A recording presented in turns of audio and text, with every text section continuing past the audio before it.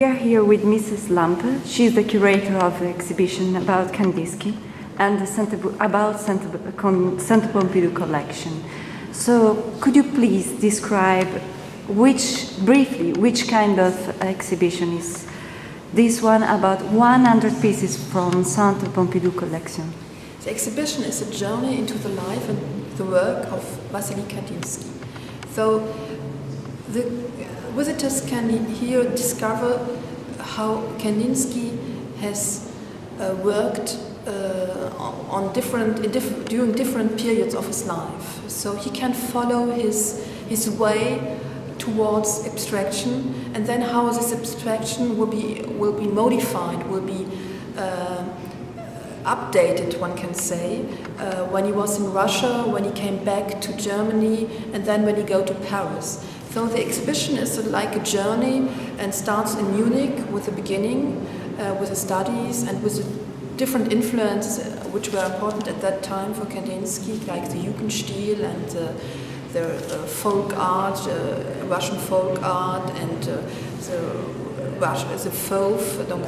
Fauve movement of France, Matisse and Prague. And then we go to Russia and to discover how he worked on paper, how it was more austere, the whole period, and how he was inspired by suprematism, by constructivism, so by Russian avant-garde art.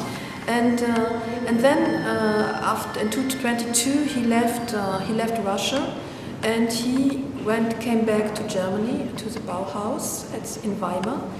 And we are here have one emblematic work of this period of 1023, and in this time his work, his abstraction becomes more theoretic, becomes more cool, more intellectual, and this is a way more geometric, which are sharper composition, and you have primary colors, which is more closer, and particularly with this work, closer to suprematism. So he really showed how he was inspired by these artists. And then the last section is in Paris, where he moved in 1933 after the closure of the Bauhaus. And the last section shows how he changed his colors. So there are new colors like pink colors, like blue, bright blue. Everything is brighter and more fantastic. And you see, which is the most interesting, a new vocabulary, new forms, a new vegetal forms, biomorphism, new animalistic form, organic forms. And you can see it a bit like already here, you have this kind of warmth here inside, so which announces really the abstraction during his Paris year. And so which kind of characteristics does feature this exhibition? I mean, why this Kandinsky exhibition, this new path for Milan should be interesting and should involve new publics, on your opinion? In my opinion, which is really unique here in Paris, really unique here in Milano, is that you can see the works who belonged to Kandinsky. So these are the works who really he kept during his whole life, and we have to know that everything which was in his studio when at his death in 1944 arrived in our collection. So we have the works who was with Kandinsky the whole life, and there's a lot of personal stories linked to this painting. So, for example, this painting was on the wall above his eating table.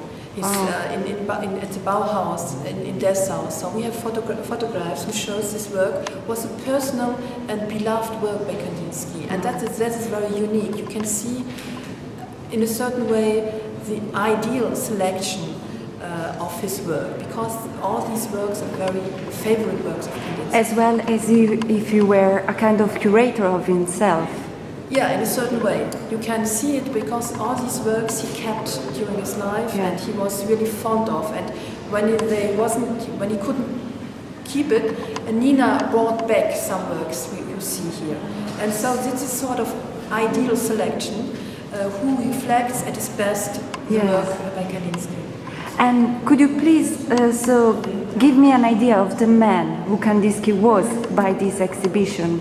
Which were his characteristics as a man, as a human person, as well as an intellectual one? You have to say he was always quite old when he started painting. He was already 30.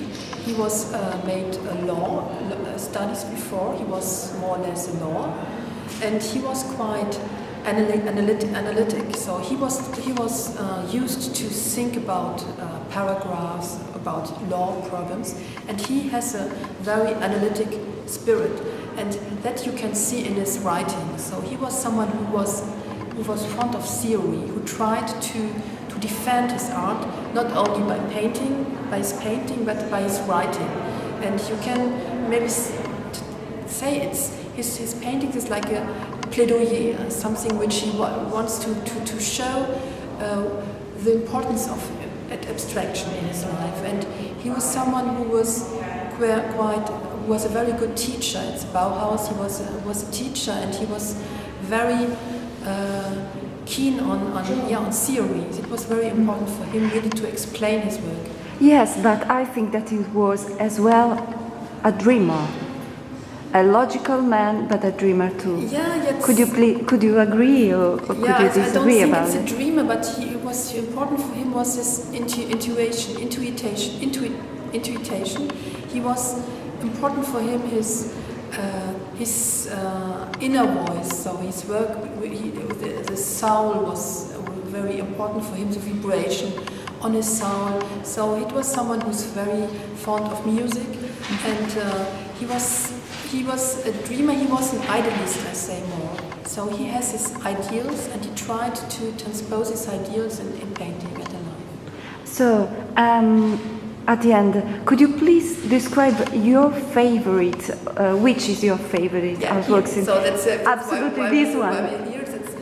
It's always difficult to choose one favorite, but I like very much his painting because it's a sort of synthesis of his work. We can see this very geometric forms and very dynamic. And on the other hand, we have smooth forms, we have more soft forms, we have each period in it. We have this diagonal which reminds the lands of Saint George of his beginnings, and we have these walls which announce the Paris period, and we have this dynamic, this very dynamic and this thought in this work. And another important point is we have the inspiration by Malevich, by Suprematism, which I like personally very much. So we have really here a sort of fusion of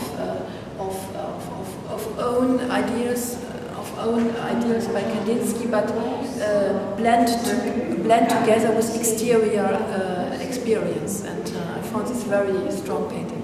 Yes, it is. And could you please, at the end, express or formulate a wish that could accompany this kind of exhibition till its end?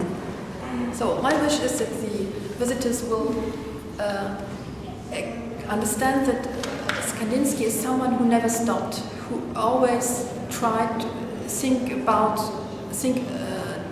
abstraction, who always tried to find another way find another form for his ideal, for his artistic ideal. So he's someone who always modified, who never was satisfied, and he never stopped. And until his end of his life, he was someone who was really who believed in art and who believed in his choice of abstraction. And so you think that this kind of continuity could also accompany the public, the attention of the public, and the artworks among them? It's like a journey, as I said, or I wish it's a little bit like a dive. You dive into a universe, and you really discover, and maybe you understand better the life of one of the most important artists of the 20th century.